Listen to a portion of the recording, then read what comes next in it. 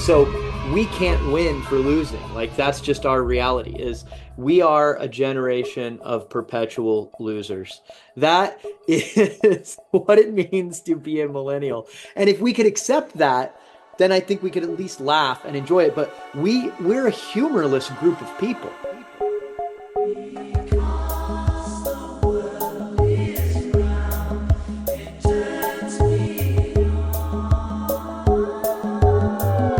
This is Infants on Thrones. Baby steps. You want someone to preach to? The philosophies of men. I like magical toys. You want religion, do you? Mingled with humor. I don't believe in them. There will be many willing to preach to you the philosophies of men mingled with humor. We are evolving. Baby steps. You can buy anything in this world of money.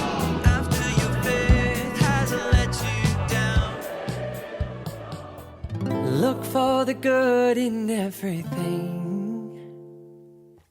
Look for the people who will set your soul free. It always seems impossible until it's done.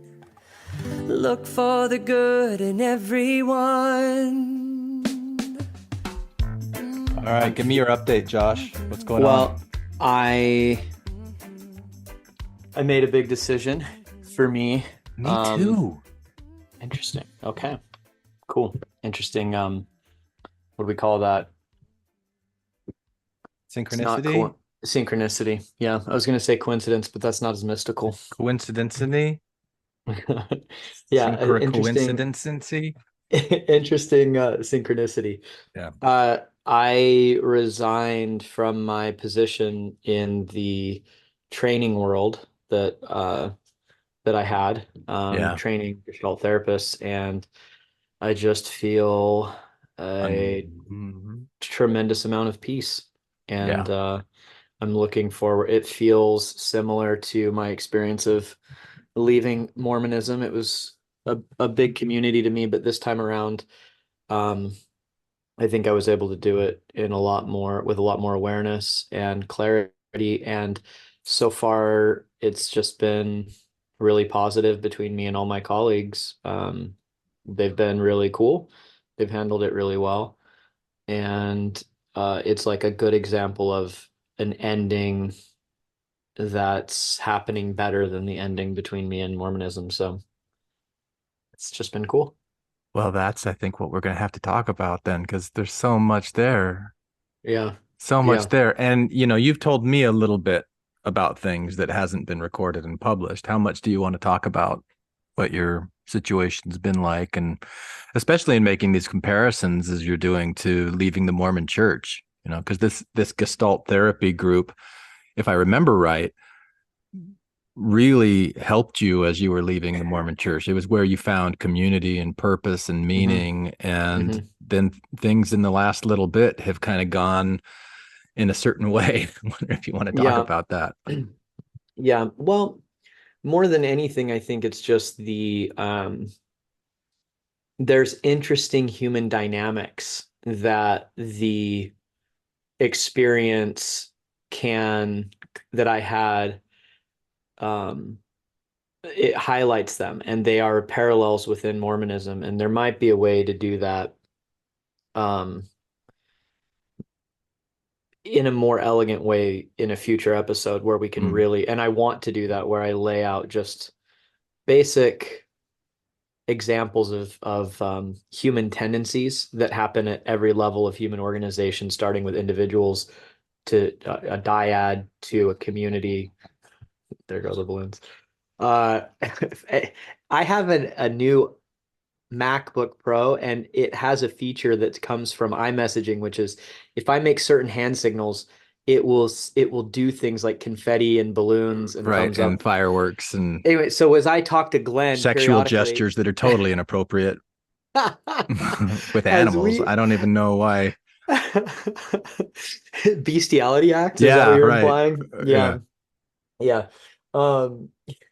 Which is hilarious for our ex-Mormon listeners of like the interview question about Right. bestiality. Yeah. It's so funny. I mean, how much bestiality do you think is happening Well, within the Mormon community? but it's the rural Utah Mormon community from whence these questions arose. So They were out there just getting it on with the maybe, goats. I don't know. I'm not judging it. Have you ever met somebody from your Mormon life that engaged in bestiality?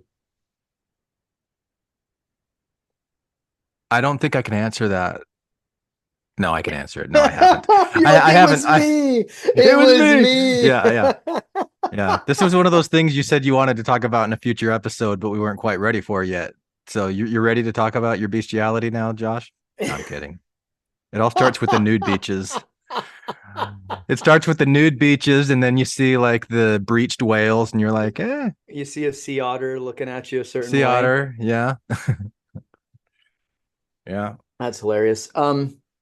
No, but I don't know. There's part of me that so I haven't that some of the community most of the community members that I trained, I have almost 100% confidence none of them will hear this. Mhm. Um, but the community I doesn't. appreciate your confidence in that. Yeah, maybe I All shouldn't right. have that. Um, I just assume it's not, yeah, with our dozens of listeners that we're not Mhm. having that kind of a reach. But Yeah. so part of me wants to not necessarily go into too many of the details about the personal experience at this point Okay. until they know more. But what I'm open to talking about that I think is interesting is just the rigidification of worldview and how no matter Yeah. where you go, you can come up against this thing. And what Gestalt therapy, its intention was to do is to have one of the most kind of liberal frames that is available that can encapsulate as many different ways of Gestalt being means as whole, possible. right? Right, Gestalt means right. whole. Like so a Total. framework that Yeah, incorporates everything into right, one whole gestalt. Yeah. right. And so that is a lens and it is a worldview. And we cannot escape that we must have one. So the goal isn't to transcend the ego, but rather understand its function. The goal isn't to eliminate a lens of meaning making, but rather understand how it's happening for everyone. And the lens that the Gestalt therapy uh, endeavor has adopted to be able to do this is a lens that understands each individual human as a a self-regulating organism in its environment that based upon its needs, will organize meaningful units of data and that it senses and perceives in order to meet its needs. And this process undergirds all meaning that every human makes. And it precedes myth, story, legend, Yeah. everything comes from the It precedes human. language, It precedes language. And it's a words. need. Yes, Yeah. all of it. This need It's within. created by these neurons in our brain that aren't speaking English to each other, right? Exactly. Exactly. And But I so, don't know if it's created by the neurons or if it's just like managed by the neurons. I mean, there's so much about neurons that we just really don't know. But well, even with neurons that you bring up, that is you organizing a specific meaning making around a thing that is observable in the world, which exists, but that you cue in on and organize around and give meaning to make sense of phenomena in order to meet your need to understand what's happening. yeah, And we could say other ways of doing that. My favorite example always goes back to Southeast Asia. They organize what we call schizophrenia as demonic possession. right. They look at certain variables in their environment, they organize around them, and they have better treatment outcomes for the demonically possessed than we do in the West with our organizing around the brain and the material organic things. And then we give um, heavy medication for these experiences we organize and call schizophrenia. And so this is a great example of two meaning making systems organizing around different variables of a similar issue and then meaningfully relating to them in order to develop a project for healing. And they're doing better than we are with theirs. So is either one of them true? Maybe. Both have truth to them and both are manufactured between the organism and its environment meaningfully to serve needs that exist within the being. Nice. I like it. So that's what Gestalt therapy intends to do. That's its field theoretical lens. However, we are currently living in a world where, in the vacuum of civic centers, of religious centers, of moral centers, of ethics, or whatever, different things have stepped up to replace some of these inherent human needs and give people purpose and meaning and righteousness and status and all the things we talk about. And one of the more recent iterations is a totalitarian one world view, which is developed really extremely on the left, that looks at differences in outcomes for humans, and it seeks to describe them meaningfully based on access to power. And this ideology, we could call it wokeness, we could call it whatever we want. There's different names for it, but it's prevalent and heavily dominating social science, where it has immense amount of impact, purchase, and validity, and it punishes heavily those that oppose it, and it rewards those that identify with it, and it operates in a similar way as the Mormon worldview, in that it operates with impunity to those that differ from it. It does not recognize that it is a way of organizing and making meaning out of the world based on its variables, which it privileges and gives meaning to and organizes around. And I'm not even saying it's bad. I want to just say it has functions that are similar to the functions that happen within any one world view. Science is another one world view. They're not bad. They're certain things, or I'd rather say scientism, because I think scientism is a religious orientation around science versus the actual scientific project, which is to question itself and is useful. But within the world of psychology and psychotherapy, there is a kind of one worldview that is becoming fixed and becoming foundational, and to question it itself is heresy. And so this is not unique to Gestalt therapy by any means. It's deeply embedded in all of the universities in the United States right now, this kind of ideology.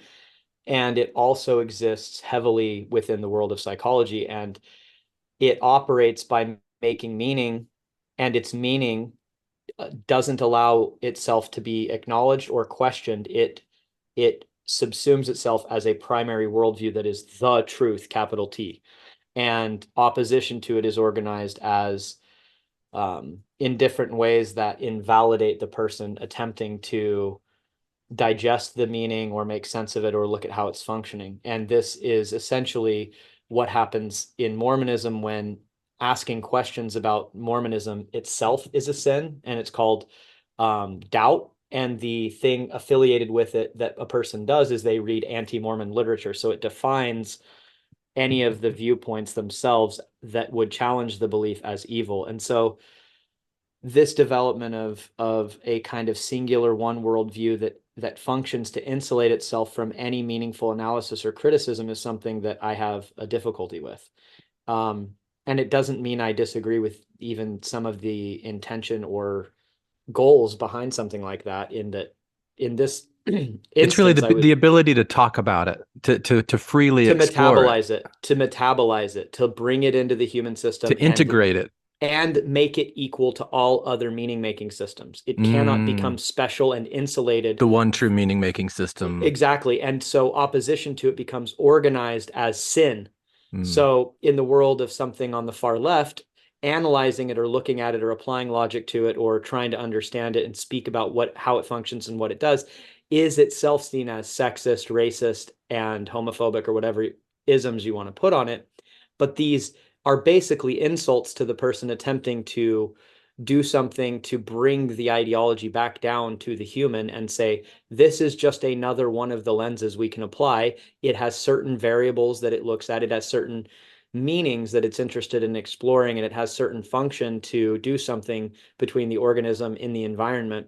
And it may be very well based on real, actual, and I believe in many cases is based on real differences that humans experience in access to all the things that exist in the world.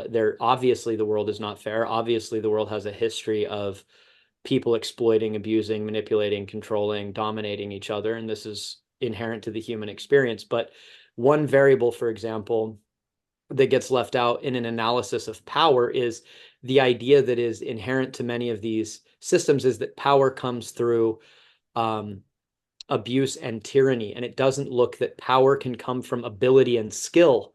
So the variable of ability and skill is ignored, and the only meaning making that is permitted is tyranny, exploitation, domination, and etc. And it doesn't look at the service and the dedication required to develop a skill to even be able to have capacity to do something. So that's just one example of one of the ways that system can organize ability, and some of the variables it may miss when it looks at these things. So this is kind of a preview of what you want to talk about in a future episode.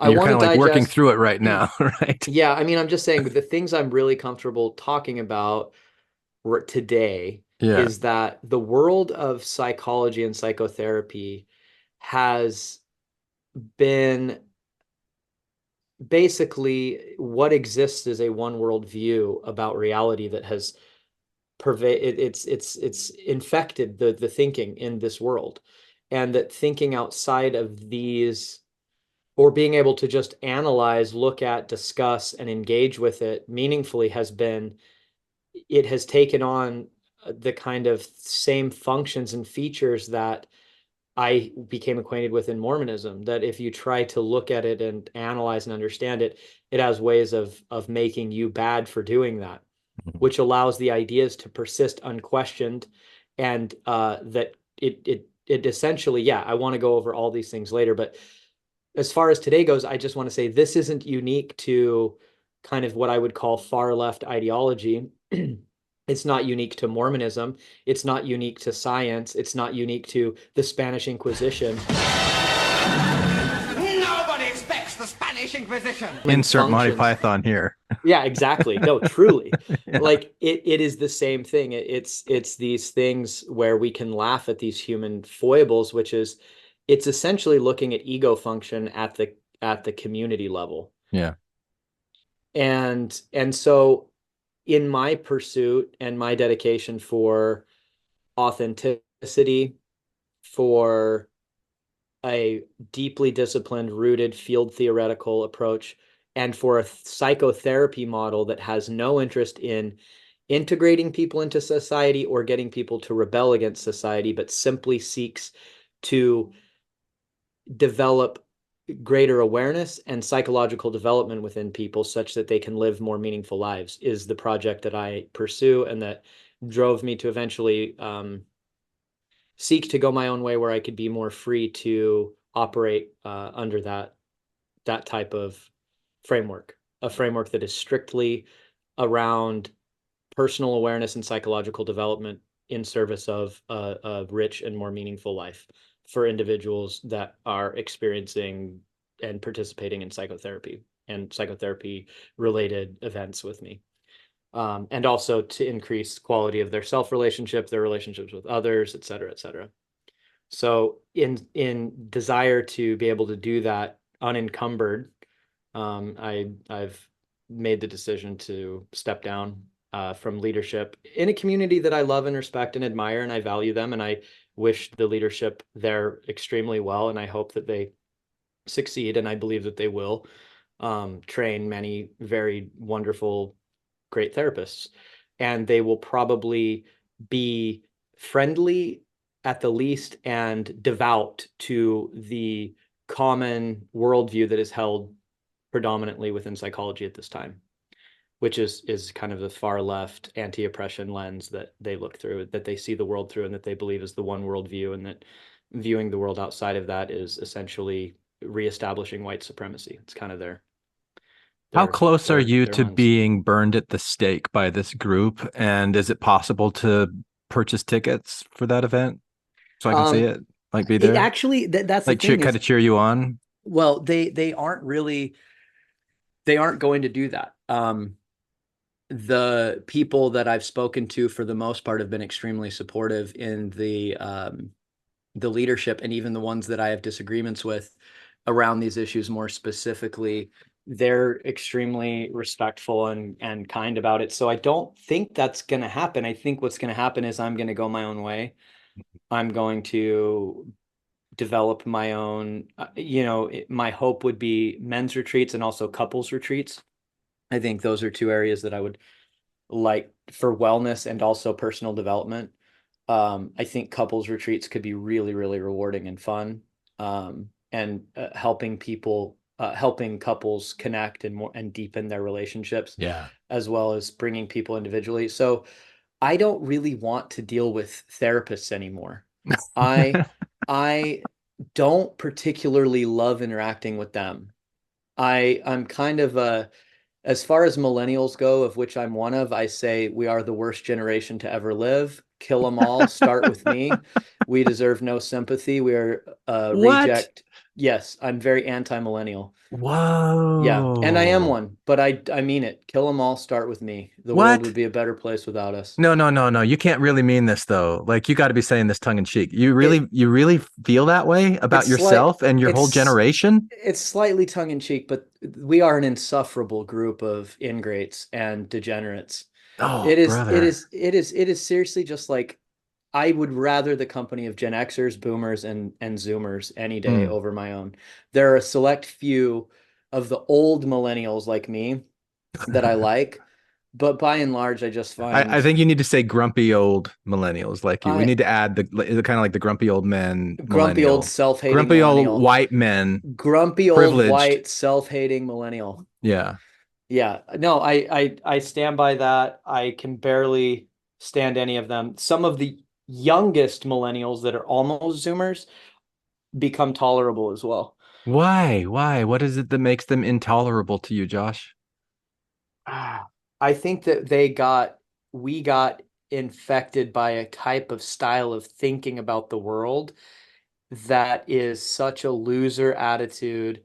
And we came by it honestly because the world was better when we started and it rapidly got shitty for Really? us. I think so. I think millennials should be understood this way. We were in the middle of a bridge over from one part of the world to another part of the world where life was awesome.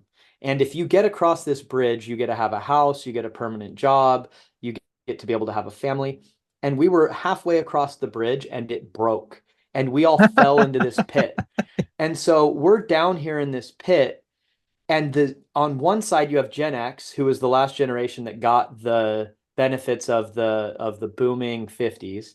They have homes, they have reasonable jobs, they're able to have kids, they're able to function somewhat with their basic needs. They got out of school with relatively little debt. They were able to experience the dot-com boom. They could get, they had access to more material success based on their efforts, and then they had more available options in the environment to interact with. And then you have millennials, or then on the other side, you have Zoomers that either didn't exist or were just babies when this happened, and they saw all of us fall into the pit, and they're like, "I'm not doing that." They're like, "There's no way in hell I'm going to go get $100,000 in student debt for these stupid degrees."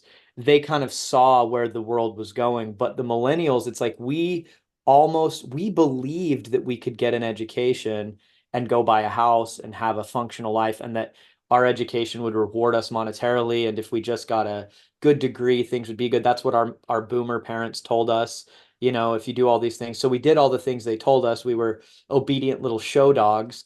And then we all realized none of that works in the real world. None of those arrangements are still available. And we will never have homes. We will never functionally be able to have a household income where one of the persons can primarily take care of children. It's going to require everybody to work. And then we're fed this ideology that we ingested that's turned us massively against each other and ourselves, which is metastasized into this kind of men and women hating each other and demonizing each other and all the races hating each other. And that's like the millennial attitude. Wow, that's really bleak, Josh. That's what That's we are. bleak. Well, Is I know it? my own kind. We are, I think it's because you live in Seattle and it's no, so like cloudy there all the time. That's hilarious. You It don't see probably the is. sun. That's probably true. If I saw the sun, I wouldn't say any of this. If you were sitting here in Arizona and you had so much sunshine, you'd be like, everything's great. I love my generation. No, I don't know Millennials are about that. awesome. What's redeemable about millennials? What's there to like? I guess that's a question I have. What have we brought to the world? We have Mark Zuckerberg, who created the worst website to ever exist, um, which is Facebook and Instagram, which is like basically mining all of your data and selling it to corporations to be able to manipulate and control you. Yeah. I'm trying to think of any other millennial who's even done anything that's on a global scale recognizable. So that's the standard for What's our value and contribution? success. Well, And what's our greater contribution to society? Have we done anything? Do we have in the Taylor world Swift? today, have you Taylor helped Swift. anyone in need? Wait, Have you Taylor cheered up the Swift. sad and made someone feel glad? If not, this generation has failed indeed. I've heard this before somewhere. Um, Taylor Swift. You I ended at think, Taylor Swift. I well, don't I know. was thinking Taylor Swift's probably a millennial. I'm pretty sure she's a millennial, and she's a billionaire entertainer who's changing the world of the stadium tour. Wow. That's prolific. Really? Okay. Yeah, yeah. And I'm pretty sure Katy she's one of Perry. us. Katy Perry's miserable human. I loved her. I loved her in teenage. What was the album that had all the hits? And then I don't know. she I became don't know. so, yeah. She went from like, yeah. I don't know. I don't know how hard I want to swing for the fences and alienate myself from anybody with this, with my rants. It's pretty funny. Yeah, yeah. I mean, It I should don't be, know. yeah. For me, I'm so unplugged and detached from it. I just don't even have enough information about millennials to form an opinion Yeah, you on don't it. understand how terrible we are. I don't. I don't. I just You need don't to see hang it out with that more way. of us. Hang out with more millennials. Maybe. I don't know. Spend more time with millennials, Glenn. I think we should do an episode where we get you hanging out with millennials and just observe your demeanor turn into basically become the old man. What ages constitutes millennials? Okay, so I'm one of the oldest. I'm 39. You Okay. might say there's some people who are 40 that are on like that would be 83. I think I've seen it go as far back as even 81, but I believe that I am the first millennial that's like actual millennial, and that's 84. I think Is that like how Joseph 80, Smith said that he was better than Jesus? yeah, You're like the first millennial I am better than Jesus, and any and I'm better millennial. than Joseph Smith. No, Jesus and Joseph Smith actually, Millennials. you might want to hate on either one, but it's like hating, it's if you I don't can't beat hate it. them, I can't imagine hating any of them. I don't hate them.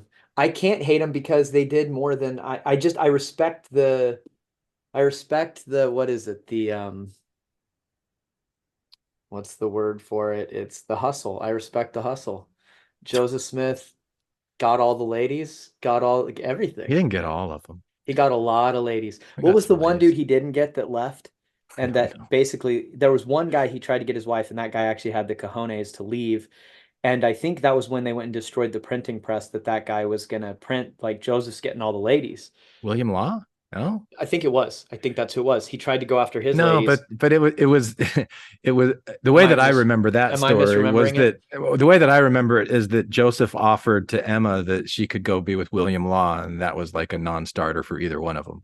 But I don't remember him like trying to go after William Law's wife and getting turned down. Maybe I remember him going after Nancy Rigdon and getting turned down by her. And the letter that he wrote to her is still published in one of the LDS things.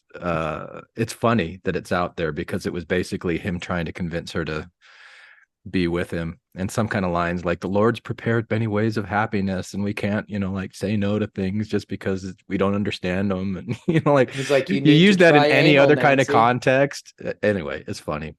But yeah, so with the millennial thing, the age you put as like 39, 40 is the top. What's the younger side of it, I like think 26, 30? it's probably somewhere around the cutoff. And again, these blur depending on who you look at. It's probably around that so there's 84, probably. It seems small. Let me just look it up. Let me see what people are saying. Because Okay. I want to say 95, but part of me is like, Oh, is yeah. that really, that's only 10 years. That seems short because I feel like Yeah, boomers were a lot longer. my oldest daughter was born in 96, the very last hour of the very last day. December 31st, 11:03 p.m. Happy birthday Wait. coming up, Shaylee. Shaylee, shout Hmm. out. You're one of us, honey, the worst generation of ever to ever live. So She probably would agree with you. I think she would. I think most Yeah. millennials, and maybe we should do a survey. If you're a millennial, do you believe we are the worst generation to ever live? Yes or no? Most of us would say yes.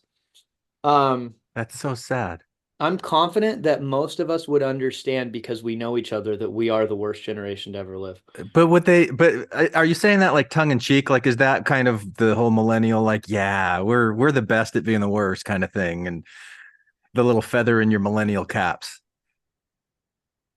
There's part of me that's slightly tongue in cheek, and part of me like really thinks like we probably are the most annoying.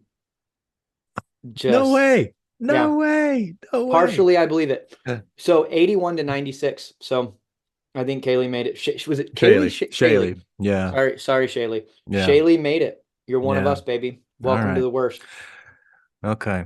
So I don't know. I like hanging out with millennials. I mean, I'm pretty much a hermit in most of the things that I do. But I did start working at Trader Joe's last April. So I was Mm-hmm. between jobs, working on my degree to become a therapist, Mm-hmm. which I don't think I'm going to do now. What? But I know that's my big decision, but we haven't gotten to that. Holy cow. And I love the people that I work with that are in that age group and younger. And I don't know. It's just I find people interesting and their experiences in life and their journeys and the things that they think and feel and believe. I just find all that stuff so fascinating that it's hard for me to really get to that place of like, this is the worst ever, Yeah. or something like that. Or it hasn't, this generation hasn't contributed anything to society or stuff like that. We've I don't know. contributed I'm to so interested society. in people. We've contributed to society. It's just what we've contributed to society has made society worse.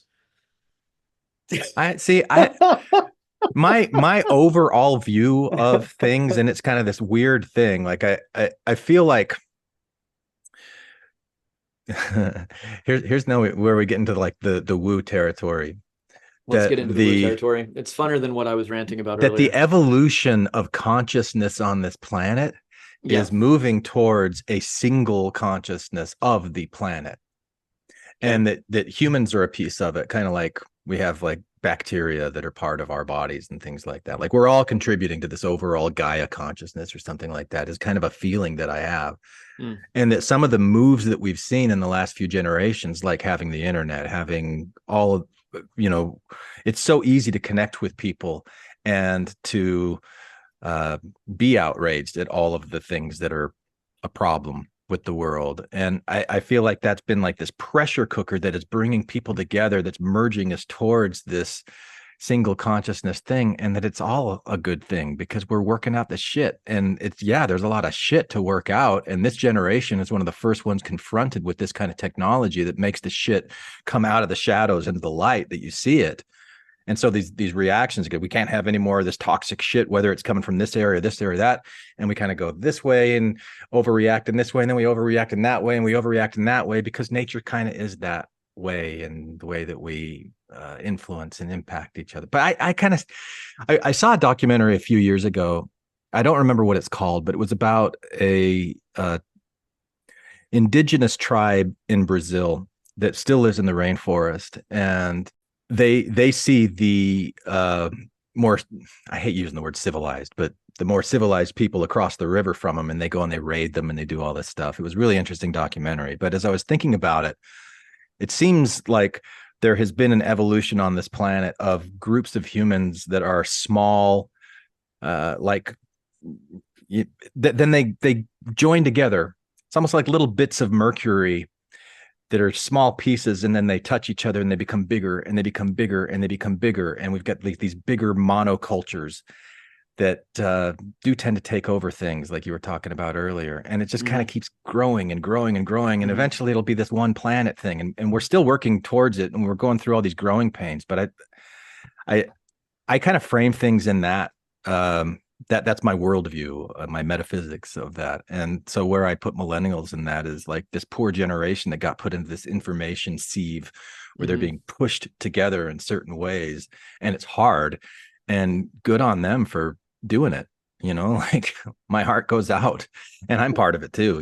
I'm part of the wave of what's going on. What's the movie where the guy, like, is it called Green Mile, where he like eats the sin or whatever? That's the prison. It's been a long time since I've seen Green Mile. I don't remember it. I think there's a guy that like essentially will like consume the evil out of things and he'll digest it. I think that's his. Let me see, Green Mile. So that's what the millennial generation is. We are that character that's eating. So there's your contribution to the world. We're consuming the vileness of the world and digesting it in we're cleansing the world. We are the metabolizer of evil. Anyway, point is, our generation, if anything, according to you, is like that character that eats the disease out of people and he takes it into himself. But the result is that we're insane. Maybe, I don't know.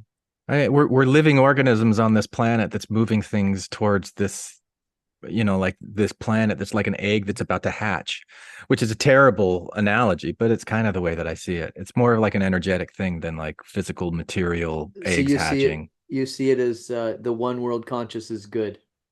I see it as, I mean, this is really weird, Josh, but like the molecules that form things in my body are this habit of nature, this pattern of nature that's developed over time, that started with just like random atoms and the cosmos churning and moving around and environmental conditions just right, and things move into these patterns, and humans have grown out of this planet, and we're also part of nature, and we're also swirling and moving around in all of these things. And so we're like, I think that the molecules in my body are, anyway, this is going way too deep and weird.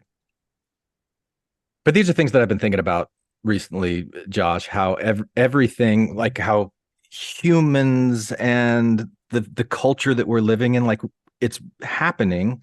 We're here, we're experiencing it, but there's so much more going on that we get focused on these little things and don't see the forest for the trees. I'm talking to a Gestalt therapist. Anyway.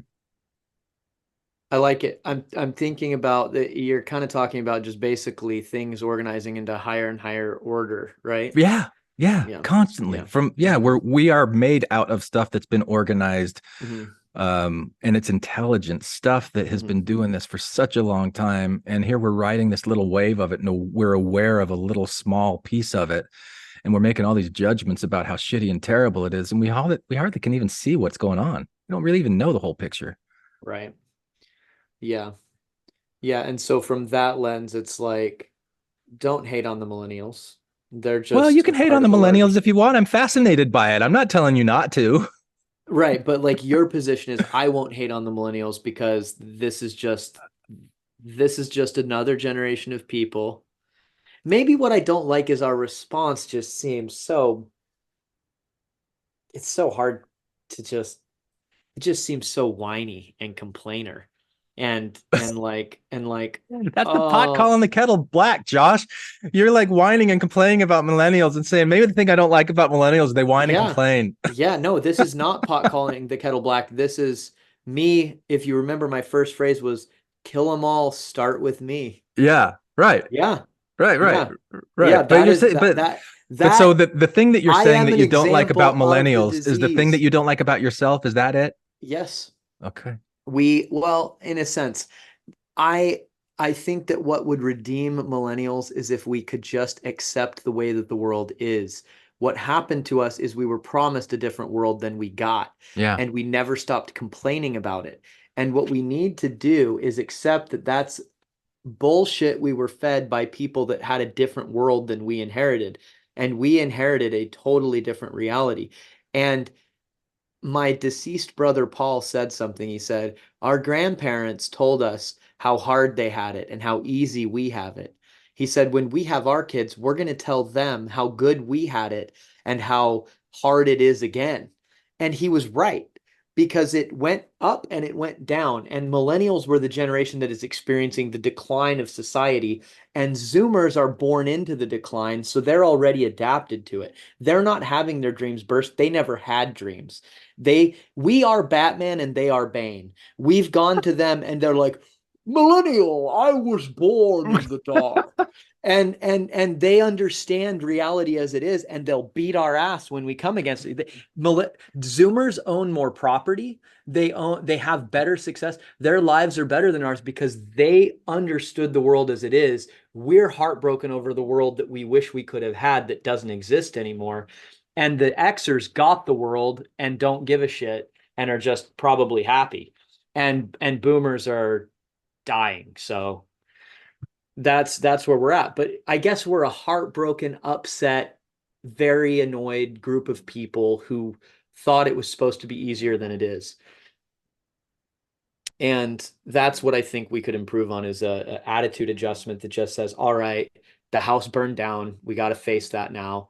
And we got to live in the wild, like these crazy little Zoomers that are, because the house that burnt down, like I don't feel like the house got burnt down. I feel like the house got stolen out from under our noses. And right. 9/11, we started getting charged. We started getting charged rent, where before we were living there for free, by these people that have moved in and told us, okay, this is our house now. Like I do see like these systems that you're talking about of like going to school to get a degree and ringing up all this debt that then that's no guarantee you're going to be able to turn around and like make up money that you're going to pay off all that student loan debt. Like that system has been hijacked by people who want to exploit people that are going into that system. School is for fools, and the Gen Zers know that, and they've rejected that path. Yeah. Millennials, we bought in. We went all in on that. We bought at the peak, and then the market collapsed. That is the quintessential understanding of a millennial experience. Is we bought at the top, and the market went to shit. And now Gen Zers are buying at the bottom, and it's starting to come back, and they're succeeding. So we can't win for losing. Like that's just our reality. Is we are a generation of perpetual losers. That is what it means to be a millennial. And if we could accept that, then I think we could at least laugh and enjoy it. But we're a humorless group of people. We're essentially this hyper eggshell walking little group of people that want to be righteous in order to make the world get back to where it was, where I think the Zoomers are basically nihilists. They're just completely, they don't even have these issues. And then the Xers were happy. The thing that's irredeemable about millennials is the lack of sense of humor, because I think we had it and we lost it. And that we gave in to the difficulties and lost our sense of humor. And that would be my greatest annoyance of millennials, is actually that. And maybe that's what I'm trying to do here in all this ranting, is just say, can we stop crying and start laughing instead, millennials? And if you are a millennial that's laughing and having a good time, then I join you in it, and I say, let's go forward and laugh at the hilarity of existence. All right. But the woe is me, I could have had it all. We sound like Napoleon Dynamite character Uncle Rico that's complaining about how he almost won a state championship. Yeah. That's kind of at the core of a lot of what I don't like about millennials, is that attitude. Poor Uncle Rico.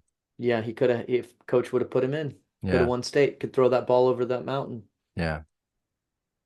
Yeah. So when millennials aren't doing that, I say we have some possibility for redemption, but All right. I'm kind of joking. I mean, to our millennial listeners, I got some love good you. sound bites out of it. They're going to appear at the front of the episode. I've been listening for them, and when I heard them, I went, okay, that's kind of nice. I'm going to put that in there. I like it. Yeah. But I'll tell you, Josh, we've only got about. I like to hate on millennials. I like to be hard on myself and my own people, because I think it makes us stronger and we can rise to meet the challenges we face. Right. I don't think it's cool when we get bogged down and our attitude breaks and we're just so dejected. And I think we have had a hard roll of the dice. It's been very difficult to be raised through the world as it's adapting and changing rapidly. And so the more serious part of me that's not just kind of tongue in cheek and lashing out and kind of having a good time bashing on my own people is I want us to cheer the fuck up and enjoy it again and learn to deal with the hand we've been dealt. That would be something that would make me proud of my generation if we can start to really face that and laugh and enjoy each other and just have a good time. I laugh. Yeah. Because what's important to me is to have more humor in the world. I agree. To help reclaim the humor that was lost in the previous or in the generation that came after. Yeah, to help us millennials out, help us laugh again. Help you. Yeah. We want the millennials to again. learn to laugh again. You will never own a home or have a family or a loving spouse and children that care about you, but at least stop being so insufferable. Yeah. That's the message. We got a few years to fly on airlines before they sucked, you know? Zoomers will never know that world. Yeah. All right. Well, I got to run, Josh. Any final words? There's a lot more about everything I've ranted about that I could say that was probably, I don't know. Well, I'm annoying myself. I feel like I'm backtracking. I don't want to backtrack. Let's just end it. Okay. I don't want to explain myself. All right. Thanks. All right. We'll talk again next week then. Okay. Sounds good. Put down the weapons that you use against yourself. You don't need them anymore. Lay down the weapons that you use against the world. We don't need another war. Put down the weapons that you use against yourself. Hi, this is Hillary. Matthew, Ryan, Carol, Keith, Ashley, and I like to play bingo online while listening to Infants on Thrones. You can comment on this episode on the website, infantsonthrones.com. And if you really like what you hear, give the Quorum a 5-star rating and write a short review on iTunes. I did. Anyone for the closing prayer? My worst crime is an inside job. Dark thoughts taking over like an inside mob. I tune into the scene between the eyes and take a breath. Thank you for listening to Infants on Thrones. I sit still and watch the thoughts float past me. Never mind the future, never mind what the past be. I like to jump and let the universe catch me. 3, 4, watch the beauty blow past me. I keep my pockets light, destination in sight. Keep my actions elevated to compassionate heights. I'm walking past the fight, laying down on the night. Choosing love when I pick up this mic.